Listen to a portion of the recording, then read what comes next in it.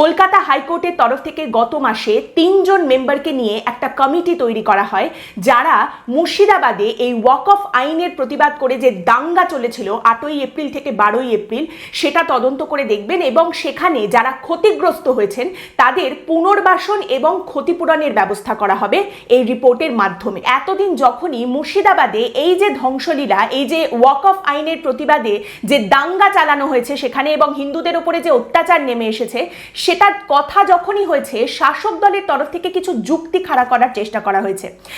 তারা বলতে চেষ্টা করেছে যে এটা একটা ওয়ান অফ ঘটনা, হয়ে গেছে, উন্মত্ত জনতা উন্মাদনার বশে তারা এটা করে ফেলেছে, ক্ষোভ ফেটে পড়েছে, এটা হয়ে গেছে। অথবা তারা বলতে চেষ্টা করেছেন যে এটা বহিরাগতরা করেছে, বাইরের লোকজন এসে এই ঘটনা ঘটিয়েছে। এই যে রিপোর্ট সামনে এসেছে, এখানে যে কথাগুলো লেখা হচ্ছে তার মাধ্যমে এটা পরিষ্কার সামনে উঠে আসে যে এটা কোনো ওয়ান অফ ঘটনা নয়, কোনো উন্মাদনার বশে উন্মত্ত জনতা করে ফেলেছে, রাগের বহিঃপ্রকাশ হয়ে গেছে, এরকম কিচ্ছু নয়। একেবারে পরিকল্পনা করে, টার্গেট করে গোটা বিষয়টা ঘটানো হয়েছে। মাথা গরমের কিচ্ছু নেই এখানে, একদম মাথা ঠান্ডা করে বেছে বেছে এই ঘটনা ঘটানো হয়েছে এবং বহিরাগতরা নয়, স্থানীয় লোকজনরাই এই ঘটনা ঘটিয়েছে, সেটাও কিন্তু এই রিপোর্টে পরিষ্কার।